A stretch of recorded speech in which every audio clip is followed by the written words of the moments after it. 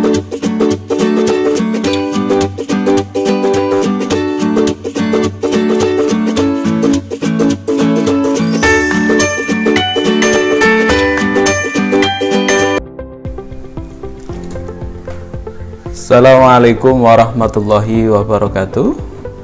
Bismillah, alhamdulillah, wassalatu wassalamu ala rasulillah Sayyidina Muhammad ibn Abdillah, amma ba'du. Sahabat mahasiswa yang baik hatinya, alhamdulillah pada kesempatan hari ini kita bisa berjumpa lagi dalam perkuliahan teknologi pendidikan. Kali ini saya akan menyampaikan materi kawasan pengelolaan managing dalam teknologi pendidikan.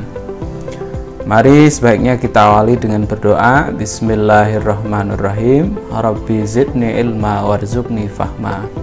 Baik sahabat semuanya, untuk indikator pembelajaran hari ini, mahasiswa diharapkan mampu memahami konsep pengelolaan teknologi pendidikan dan penerapannya, mulai dari menjelaskan pengertian pengelolaan teknologi pendidikan, kemudian bisa menjelaskan kategori atau cakupan yang terdapat dalam pengelolaan teknologi pendidikan serta penerapan pengelolaan teknologi pendidikan khususnya dalam sebuah lembaga atau institusi pendidikan.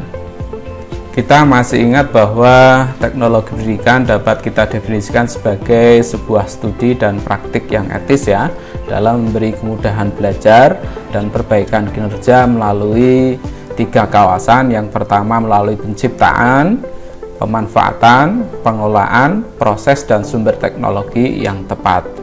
Apa itu kawasan penciptaan ya, yang sudah kita bahas? Penciptaan adalah suatu proses untuk menjadikan sumber belajar dan proses belajar yang baru atau memodifikasi proses dan sumber belajar yang sudah ada menjadi konsep baru. Kemudian kawasan pemanfaatan itu sendiri bisa diartikan sebagai sebuah aktivitas menggunakan proses dan sumber belajar untuk kepentingan pembelajaran. Lalu, apa yang akan kita bahas hari ini adalah pengertian pengelolaan. Pengelolaan adalah pengendalian teknologi pembelajaran melalui perencanaan, pengorganisasian, pengkoordinasian, dan penilaian. Jadi dalam kawasan pengelolaan ini sampai pada proses penilaiannya juga harus kita bahas.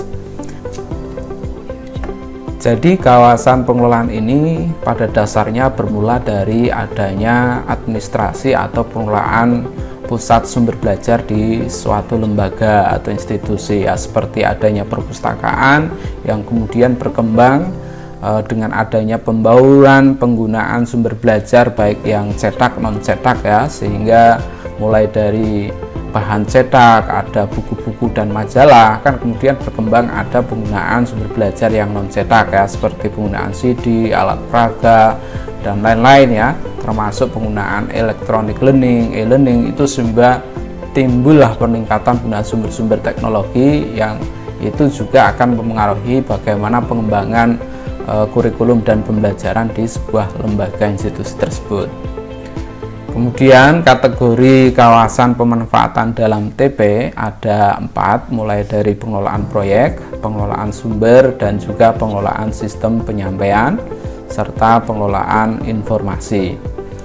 Kita mulai dari pengelolaan proyek ya, bahwa pengelolaan proyek dapat diartikan sebagai perencanaan, monitoring, dan pengendalian proyek, desain, dan pengembangan. Tugasnya adalah dalam pengelolaan proyek adalah melakukan perencanaan, penjadwalan, dan pengendalian fungsi desain pembelajaran. Artinya dalam pengelolaan proyek ini sebetulnya berbeda dengan pengelolaan proyek yang bersifat tradisional ya, line and staff management. Pengelolaan proyek ini pada umumnya berkaitan dengan desain dan pengembangan bahan ajar dan sistem pembelajaran ya. Selanjutnya pengelolaan sumber. Pengelolaan sumber dapat diartikan sebagai perencanaan, pemantauan, dan pengendalian sistem pendukung dan pelayanan sumber. Dalam pengelolaan sumber meliputi ada personel, keuangan, bahan baku, ada waktu, fasilitas, dan sumber pembelajaran. Dalam pengelolaan sumber pembelajaran ini yang dimaksud itu mencakup semua teknologi yang sudah kita bahas ya dalam kawasan pengembangan atau dalam kawasan penciptaan ya, bahwa sumber belajar dibagi ada 6, mulai dari pesan, kemudian orang, hardware, software, metode, dan lingkungan. itu semuanya dikelola. Maka efektivitas penggunaan sumber belajar ini dilihat dari efisiensi dan efektivitasnya ya, dari biaya dan justifikasi belajar yang efektif ini menjadi suatu hal yang penting dalam pengelolaan sumber belajar tersebut. Kemudian ada pengelolaan sistem penyampaian. Apa itu pengelolaan sistem penyampaian? Diartikan sebagai sebuah perencanaan, pemantauan, pengendalian atas metode yang digunakan untuk penyampaian penyajian informasi kepada siswa. Pada intinya sistem penyampaian ini adalah memastikan bagaimana cara bahan pembelajaran itu disampaikan pada peserta didik ya. Jadi hal ini bisa diartikan bahwa dalam pengelolaan sistem penyampaian itu adanya gabungan antara medium atau cara penggunaan yang dipakai dalam menyajikan informasi pembelajaran kepada pembelajar. Artinya bisa dilakukan dengan metode sistem belajar tatap muka atau jarak jauh, sistem belajar sinkronis virtual atau sinkronis yang offline, atau blended learning ya. Di saat seperti ini, di saat pandemi COVID, maka pengelolaan sistem penyampaian informasi sumber belajarnya tentu agak berbeda dengan sistem pembelajaran yang menggunakan tatap muka. Kemudian ada pengelolaan informasi, ini kategori yang keempat dalam kawasan pengelolaan. Di pengelolaan informasi ini diartikan sebagai perencanaan, pemantauan, dan pengendalian cara penyimpanan, pengiriman, atau pemindahan atau pemrosesan informasi dalam rangka menyediakan sumber untuk kegiatan belajar. Jadi pentingnya pengelolaan informasi di sini adalah terletak pada potensi bagaimana sebuah lembaga atau sebuah institusi itu mengadakan atau mencoba untuk merevolusi kurikulum serta aplikasi desain pembelajarannya. Apakah lembaganya ingin menyajikan sebuah sumber belajar dengan berbasis IT atau yang biasa-biasa saja? Itu menjadi sebuah keputusan yang harus dimiliki oleh sebuah lembaga tersebut untuk merevolusi kurikulum dan pembelajarannya. Nah, ini yang terpenting untuk dipahami bagaimana sih penerapan kawasan pengelolaan teknologi pendidikan khususnya untuk sebuah institusi atau lembaga. Penerapan kawasan pengelolaan teknologi pendidikan ini harus diyakini sangat bermanfaat dalam dunia pendidikan ya. Maka dari itu saya kira untuk menerapkan pengelolaan teknologi pendidikan dalam sebuah lembaga atau institusi ya, khususnya seperti di IAIN Pekalongan, tentunya dibutuhkan mulai dari top leadernya, pemimpin ya, atau rektor, wakil rektornya, serta dekan dan wakil dekannya, kemudian dosennya, pendidik, ada pustakawan serta tenaga pendidikan lainnya yang itu juga dituntut untuk memiliki kemampuan dan pengelolaan khusus kaitan dengan pengelolaan teknologi pendidikan. Mereka harus memiliki kemampuan dan mengelola proses dan sumber belajar yang ada di IAIN Pekalongan. Mulai dari kategori yang pertama, pengelolaan yang dimaksud kan ada pengelolaan proyek ya. Maka di IAIN Pekalongan ini bisa dimulai dengan mencoba untuk mendesain satu program kurikulum atau desain pembelajaran yang orientasi pembelajarannya diarahkan kemana. Maka dalam lingkup ini tentu lembaga tersebut akan membuat tim sebagai tim proyeknya ya. Jadi pengelola proyeknya dalam rangka untuk mengembangkan desain dan pengembangan kurikulum dan bahan belajarnya yang sistem pembelajarannya berorientasi pada tujuan tertentu. Bisa jadi berbasis KKNI, berbasis riset, atau pembelajaran yang berbasis gender, atau yang berbasis moderasi. Dalam hal ini maka pengembangan kurikulum dan pembelajarannya pun harus disiapkan mulai dari konsep kurikulum, RPS ya, kemudian bahan ajarnya, maka harus disesuaikan pengembangannya berdasarkan orientasi yang dimaksud ya.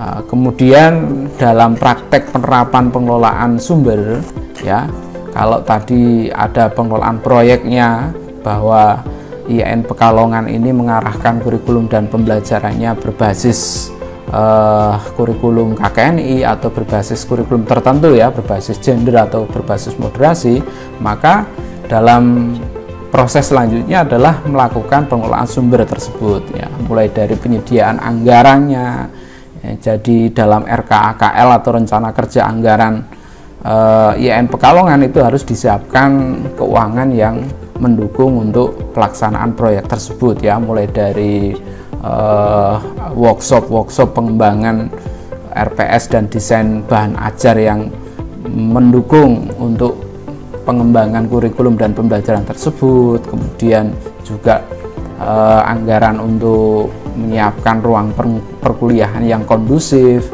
yang memadai ya, termasuk menyiapkan koleksi bahan pustaka untuk perpustakaan yang memadai juga, akses perpustakaannya tidak hanya offline tetapi juga online ya. Jadi untuk pengelolaan sumber ini terkait bagaimana seluruh sumber belajar yang dimaksud ya, mulai dari pesan, orang, hardware, software, metode, dan lingkungan ini diharapkan memiliki sumber belajar yang memadai ya, termasuk fasilitas e-learning ya, penggunaan pengelolaan sumber belajarnya itu harus dikelola dengan baik, termasuk akses online ke koleksi perpustakaan ini yang kita tahu di IAIN Pekalongan kan sudah digital ya, digital library. Nah, jadi bisa diakses dimanapun kapanpun. Lalu penerapan pengelolaan sistem penyampaian dan pengelolaan informasi ini sangat berhubungan ya, bahwa pengelolaan sumber belajar dalam rangka menyampaikan sumber belajar tersebut kepada peserta didik, kepada mahasiswa, maka di IAIN Pekalongan tentu dalam penyampaian informasi bisa dikembangkan atau sudah dikembangkan, bahkan ya yang saya tahu di IAIN Pekalongan itu sudah dimiliki ada SIKADU, Sistem Informasi Akademik Terpadu, ada SIREK ya, Sistem Registrasi Mahasiswa, ada perpustakaan online, ada IAIN Pekalongan Repository ya, hosting website ya, perguruan tinggi dan jurusan yang sudah terintegrasi. Itu merupakan bagian dari penerapan pengelolaan penyampaian sistem penyampaian dan informasi sumber belajar yang ada di IAIN Pekalongan, sehingga ketika teman-teman yang ingin mengakses ya sumber belajar yang ada di sebuah institusi atau di IAIN Pekalongan yang sudah seluruh fasilitas online-nya tersedia ya, itu sudah terintegrasi dalam sebuah web portal. Mungkin kalau teman-teman masuk di www.iainpekalongan.ac.id itu nanti bisa langsung masuk ke perpustakaannya atau kepada bagian-bagian yang lain, termasuk nanti bisa masuk ke e-learning IAIN Pekalongan. Mungkin hanya itu yang bisa saya sampaikan sebagai pendalaman saja ya. Saya kira saya akan menutup dengan memberikan pantun terlebih dahulu. Burung parkit hinggap di kawat, meskipun sedikit semoga bermanfaat. Ali-ali matane bacan, ojo lali karo Pak Fauyan. Siti Saisah mandi di kali. Selamat berpisah, sampai jumpa kembali. Terima kasih, semoga bermanfaat. Al-afu minkum, wassalamualaikum warahmatullahi wabarakatuh.